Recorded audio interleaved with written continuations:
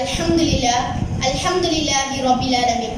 எல்லாம் வல்ல அல்லாஹ்வின் நல்லடியார்களே, கண்ணியமிக்க சகோதர சகோதரிகளே, ஏக இறைவனின் சாந்தியும் சமாதானமும் நம் அனைவரின் மீதும் நின்று நிலவட்டுமாக. அஸ்ஸலாமு அலைக்கும் வரஹ்மத்துல்லாஹி வபரகாத்துஹு.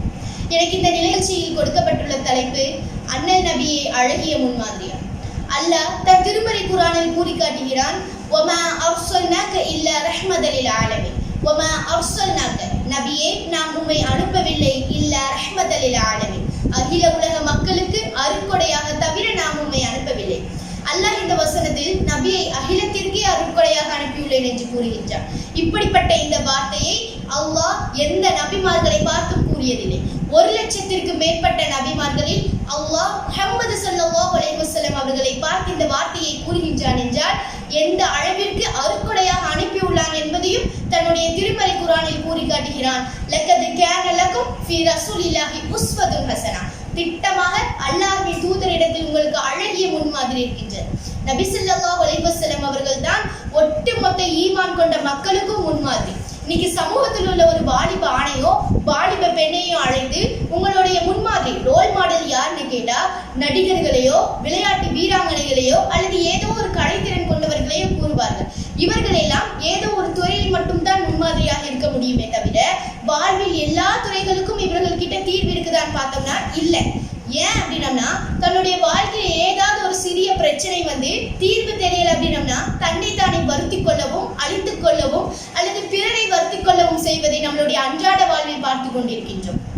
நம்ம சார்ந்திருக்கக்கூடிய துறையை பற்றியும் அதனால் ஏற்படும் பிரச்சனை பற்றியும் அதை தீர்க்கும் தீர்வை பற்றியும் அவர்களுடைய வாழ்க்கையில இருக்க வேண்டும். அப்பனா தான் அவங்க நமக்கு ஒரு அழகிய முன்மாதிரியாக இருக்க முடியும். அப்படிப்பட்ட அழகிய முன்மாதிரி தான் முஹம்மது ஸல்லல்லாஹு அலைஹி வஸல்லம்.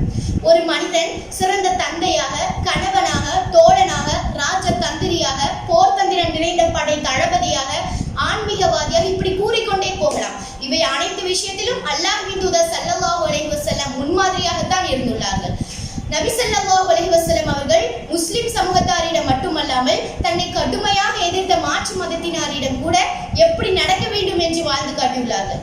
உதாரணத்திற்கு நபி ஸல்லல்லாஹு அலைஹி வஸல்லம் அவர்கள் தாதுர் ரிகா என்னும் போரை முடித்துவிட்டு இளைப்பாறதுக்காக ஒரு மரத்தடியில வந்து ஓய்வெடுக்கிறாங்க. அப்போ ஓய்வெடுக்கும் பொழுது தன்னுடைய வாளை ஒரு கிளையில தொங்க விட்டு கீழே ஓய்வெடுக்கும் பொழுது தூங்கி விடுகிறார்கள். அப்போ இஸ்லாத்துடைய ஒரு எதிரி வந்து அந்த வாளை எடுத்துட்டு முஹம்மதே, எம்மிடமிருந்து உம்மை காப்பாற்றுபவர் யார் அப்படின்னு 3 முறை கேட்கிறான்.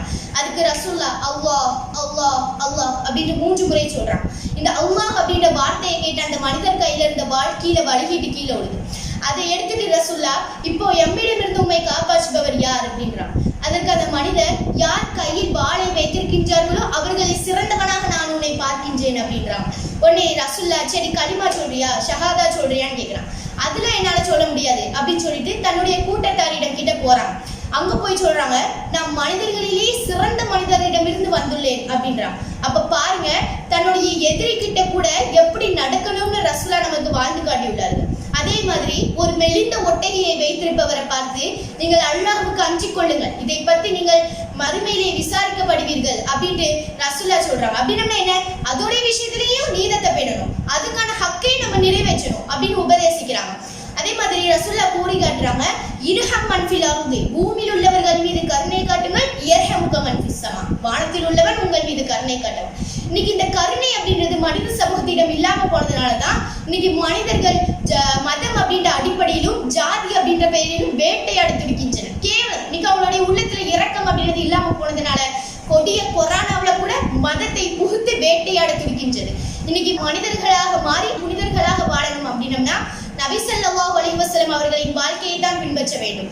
நபி ஸல்லல்லாஹு அலைஹி வஸல்லம் அவர்களின் வாழ்க்கை அழகிய முன்மாதிரிக்கும் அழகிய முன்மாதிரி என்று கூறி என்னுடைய இந்த உரையை முடிவு செய்கிறேன். வாஹித் தவானா அல்ஹம்துலில்லாஹி ரப்பில் ஆலமீன். அஸ்ஸலாமு அலைக்கும் வரஹ்மத்துல்லாஹி வபரகாத்துஹு.